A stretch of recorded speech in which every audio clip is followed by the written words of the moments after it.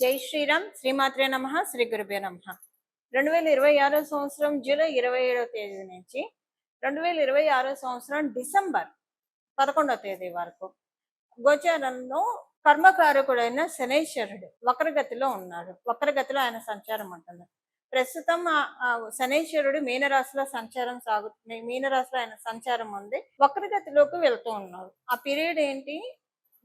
మనకి July ending నుంచి December first 10 days వరకు ఉంటుంది. ఆ తర్వాత మళ్ళీ నార్మల్ గా ఆయన సవ్యగతిలోకి వస్తారు. శనీశ్వరుడు వక్రగతిలోకి వెళ్ళడము ఒక స్పెషల్ ఇంపార్టెంట్ థింగ్. అన్ని గ్రహాలు వక్రగతిలోకి వెళ్తాయి, కానీ శనీశ్వరుడు ఇప్పుడు మేజర్ ట్రాన్సిటింగ్ ప్లానెట్స్ ఉంటాయి. గురు భగవానుడు వక్రగతిలోకి వెళ్ళిన, అతిచారంలోకి వచ్చిన, శనీశ్వరుడు వక్రగతిలోకి వెళ్ళిన, అలాగే రాహుకేతువులు ఎప్పుడు కూడా వక్రగతిలోనే ఉంటారు. వాళ్ళకి డైరెక్ట్ ఉండదు. ఎప్పుడు వాళ్ళు వక్రగతిలోనే వాళ్ళ సంచారం ఉంటుంది. సో గురు శనులు ఇద్దరిది కూడా వక్రగతి ఒక స్పెషల్ ఇంపాక్ట్ సూచిస్తుంది. ఏంటంటే ఇప్పుడు అంటారు కదా, కొన్ని తారుమారు అవుతూ ఉంటాయి. ఏం తారుమారు అవుతూ ఉంటాయి? శనీశ్వరుడు వక్రగతిలో ఉండడం వల్ల కొన్ని రాసుల వాళ్ళకి ప్లస్, మైనస్ అని చెప్పను కానివ్వండి, కొన్ని రాసుల వాళ్ళకి యావరేజ్ ఉంటుంది, కొంచెం బిలో యావరేజ్ కూడా ఉంటుంది. అంటే లాభపడే రాసుల వాళ్ళకి. ఇప్పుడు ఏ రాసుల వాళ్ళకి ప్లస్ అంటే, ప్రస్తుతం ఏలినాడు శని జరుగుతున్న రాసులకి ఆయన వక్రగతిలోకి వెళ్ళడం చాలా ప్లస్. అష్టమ శని జరుగుతున్న వాళ్ళకి ఇది ప్లస్. అర్ధాష్టమ శని జరుగుతూ ఉన్న వాళ్ళకి ఇది ప్లస్. అలాగే కంటక శని ఎవరికైతే ఉందో వాళ్ళకి ప్లస్.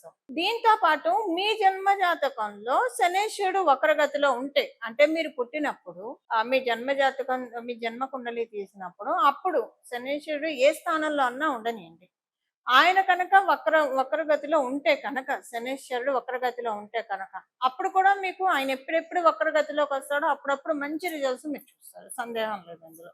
ఇప్పుడు ఏలినాడు శని జరుగుతున్న రాశులు ఎవరు? కుంభరాశి వాళ్ళకి ఏలినాడు శని జరుగుతూ ఉంది. అలాగే మీనరాశి వాళ్ళకి ఏలినాడు శని జరుగుతుంది. మేషరాశి వాళ్ళకి ఏలినాడు శని జరుగుతూ ఉంది. సో మీకు ప్లస్ ఇప్పుడు ఈ వక్రగతిలోకి వెళ్ళడం మీ 3 రాశుల వాళ్ళకి ప్లస్. అర్ధాష్టమ శని ఏ రాశి వాళ్ళకి జరుగుతుంది? ధనుసు రాశి వాళ్ళకి అర్ధాష్టమ శని జరుగుతుంది, వాళ్ళకి ఇది ప్లస్. అలాగే ఎవరికి జరుగుతుంది అష్టమ శని అంటే? సింహరాశి వాళ్ళకి జరుగుతుంది, వాళ్ళకి ఇది ప్లస్. ఇప్పుడు వక్రగతిలోకి వెళ్ళడము. కంటక శని ఎవరికి జరుగుతుంది? మిథున రాశి, వీళ్ళకి ఇప్పుడు ప్లస్.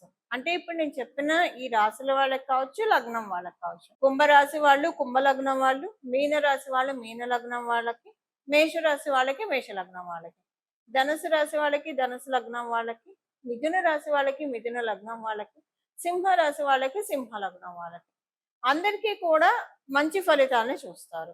ఇప్పుడు ఎవరికి కొంచెము అంటే బిలో యావరేజ్ ఉంటుంది ఓవరాల్ గా మనం చూస్తే, బిలో యావరేజ్ గా ఉండేది తులారాశి వాళ్ళకి, అలాగే వృషభ రాశి వాళ్ళకి, మకర రాశి వాళ్ళకి. తులారాశి వాళ్ళకి షష్ఠ స్థానంలో ఉన్నారు. So bad impact, negative impact ఉండకపోయినా కొంచెం పాజిటివ్ ఇంపాక్ట్స్ తగ్గుతాయి, అందుకని బిలో యావరేజ్. మకర రాశి వాళ్ళకి. తులారాశి వాళ్ళకి మీకు షష్ఠ స్థానంలో ఎప్పుడైనా శనీశ్వరుడు తృతీయ స్థానం, షష్ఠ స్థానం, లాభస్థానంలో బాగా యోగ ఫలితాన్ని ఇస్తాడు. మీకు షష్ఠ స్థానం, తులారాశి వాళ్ళకి షష్ఠ స్థానం అవ్వడం వల్ల ఇది కొంచెం ఇప్పటిదాకా శనీశ్వరుడు మంచి ఫలితాన్ని ఇచ్చినా ఇప్పుడు ఆయన మంచి ఫలితాన్ని ఇవ్వలేకపోతాడు, కొంత తగ్గుతుంది ఇంపాక్ట్. మకర రాశి వాళ్ళకి మీకు తృతీయ స్థానంలో ఆయన సంచారం జరుగుతుంది. సో అది మంచిదే యాక్చువల్గా అయితే. కాకపోతే ఇప్పుడు దాని ఫలితాన్ని తగ్గిస్తాడు. అంటే ఏ విషయంలో తగ్గిస్తాడు? ఏదన్నా విషయంలో కొంచెము ఇబ్బంది పెడుతున్నాడా, మొట్టికాయలు వేస్తున్నాడా, ఇవి కూడా మనం చూడాలి. వృషభ రాశి వాళ్ళకి లాభస్థానంలో ఉన్నాడు. అసలు వృషభ రాశి వాళ్ళకి ఆయన పరిపూర్తిగా రాజయోగాన్ని ఇస్తాడు. ఇప్పుడు ఆయన వక్రగతిలోకి వెళ్ళడం ఏమి చేయలేని స్థితిలో ఉంటాడు.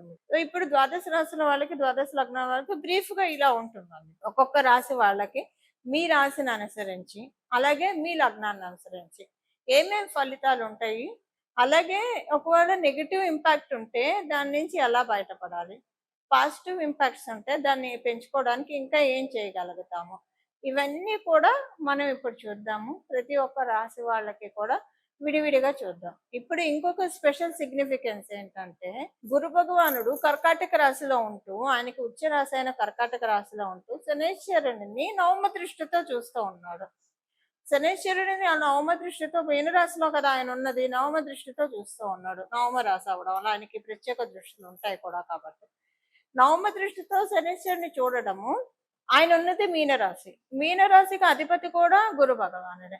ఇది ఒక స్పెషల్ ఇంపాక్ట్ చూపిస్తూ ఉంది. ఇప్పుడు ఏ ఏ రాశుల వాళ్ళకి ఎలాంటి ఫలితాలు ఉంటాయి అన్నది ఇప్పుడు మనం చూద్దాము. అయితే ఇందులో ఏవైనా పాయింట్స్ నేను చెప్తూ ఉంటాను. 1, 2 పాయింట్స్ ఆల్రెడీ మీకు ఈ 2 ఇయర్స్‌లో జరిగినవి కూడా ఉండొచ్చు. ఇన్ కేస్ బ్యాడ్ నా ఉద్దేశం. ఒకవేళ బ్యాడ్ పాయింట్స్ ఏదైనా రాశి వాళ్ళకుంటే అది ఆల్రెడీ 2 ఇయర్స్‌లో జరిగితే ఇంక ఇప్పుడు జరగదు. అదొకటి మీరు ముందే నోట్ చేసి పెట్టుకోండి. ఇప్పుడు ప్రతి ఒక్క రాశి వాళ్ళకి ఏ ఏ ఫలితాలు ఉంటాయో మనం చూద్దాం. మళ్ళీ అదే గుడ్ అయితే మళ్ళీ జరుగుతుంది. ఇప్పుడు నేను చెప్పాను కదా! బ్యాడ్ అయితే ఆల్రెడీ 2 ఇయర్స్‌లో జరిగి ఉంటే ఇంకా జరగదు. మళ్ళీ రిపీట్ అవ్వదు. ఒకవేళ గుడ్ అనుకోండి జరిగినా మళ్ళీ జరుగుతుంది. అది ఇక్కడ ఇంపాక్ట్. వక్రగతి యొక్క ఫలితమే అది. ఇప్పుడు ప్రతి ఒక్క రాశి వాళ్ళకి ఎలా ఉంటుందో విడివిడిగా మనం చూద్దాం. సింహరాశి. సింహరాశి సింహ లగ్నంలో పుట్టిన వాళ్ళకి మీ కష్టమ శని జరుగుతూ ఉంది. ఇప్పుడు మంచి ఫలితాలని ఇస్తాడని ముందే నేను చెప్పాను. ఏ ఏ విషయాల్లో మంచి ఫలితాలను ఇస్తాడు? మీ సోషల్ సర్కిల్‌ని పెంచుతాడు ఆయన.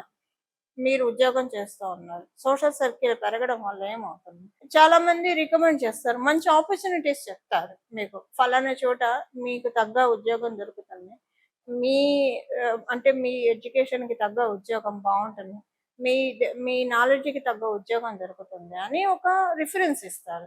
అలాగే మీకేంటంటే ఇది పెరుగుతుంది. సర్కిల్ బాగా పెరుగుతుంది. సర్కిల్ బాగా పెరిగితే ఎప్పుడైనా మంచి ఫలితాలను చూస్తాం. అలా ఉద్యోగస్తులకు ఉంటుంది.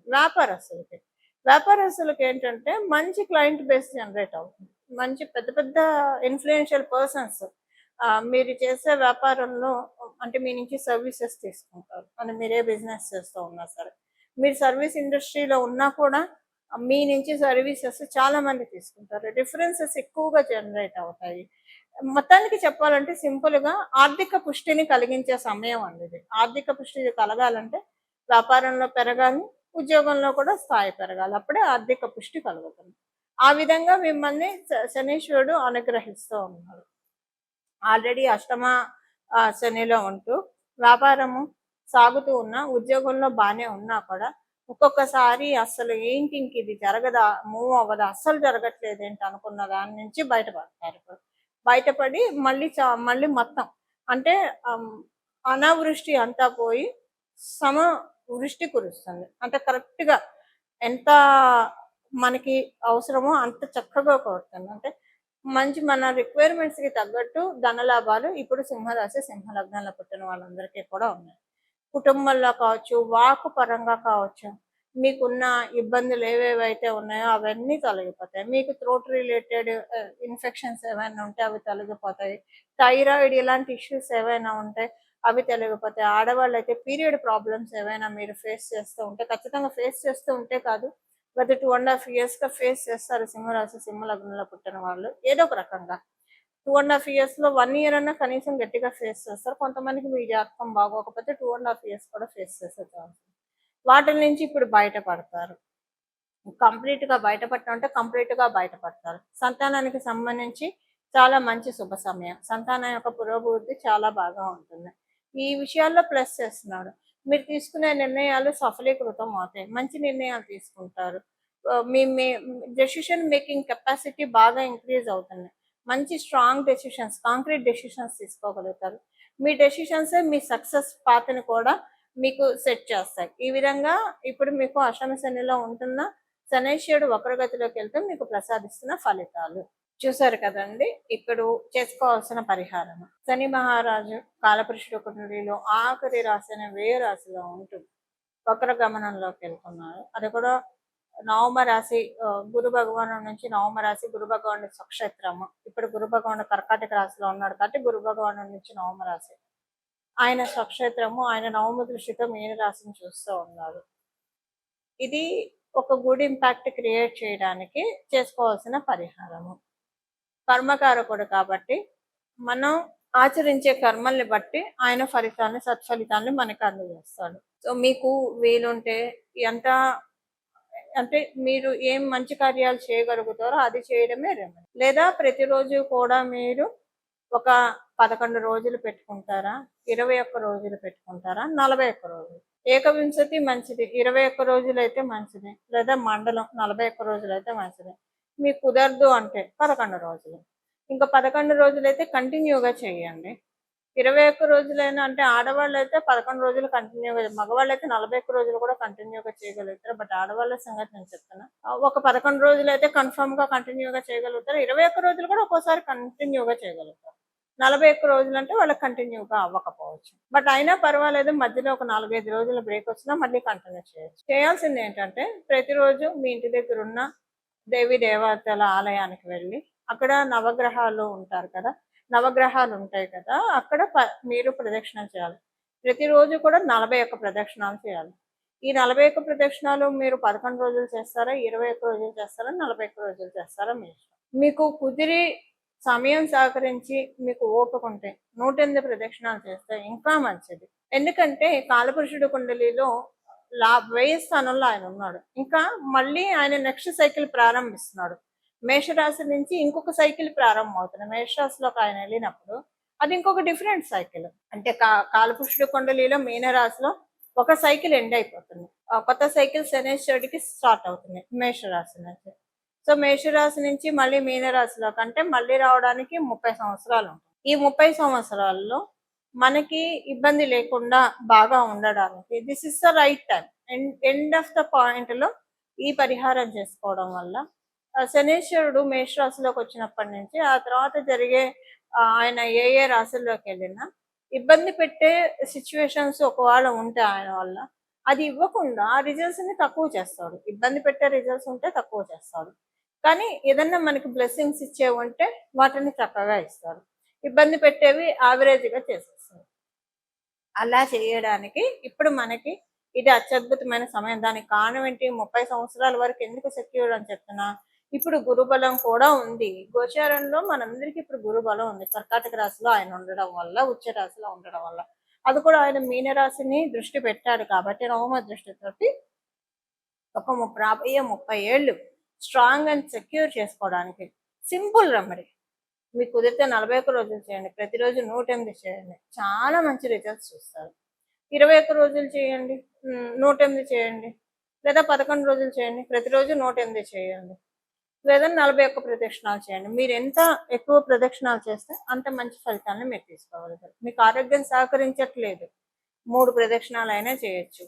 లేదు వెళ్ళలేరు, మీరు దేవాలయానికి వెళ్ళలేరు, అప్పుడు గోమాతని దండం పెట్టుకున్నా కూడా మీరు అందరి దేవతల్ని పూజించినట్టే. సకల గోమాతకు ఆహారం తినిపించడం ఏదైనా చేయొచ్చు. బట్ ఆ అవకాశం ఉండి ఓపుకున్న వాళ్ళు నవగ్రహ ప్రదక్షిణ చేస్తే మంచిది.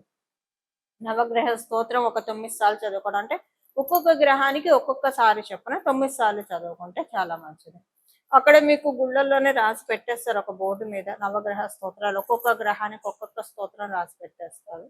అవి కూడా చదువుకుంటే మంచిది. ఇలా చేస్తే కనుక చాలా చక్కటి సత్ఫలితాల్ని అందుకోవడానికి అవకాశం ఉంటుంది. ఈ విధంగా భగవంతుడి యొక్క పరిపూర్ణ కృపా కటాక్షాలని మన అందరం కూడా పొందాలని చెప్పి మనస్ఫూర్తిగా కోరుకుంటూ మంగళం. నమో భగవతే వాసుదేవాయ.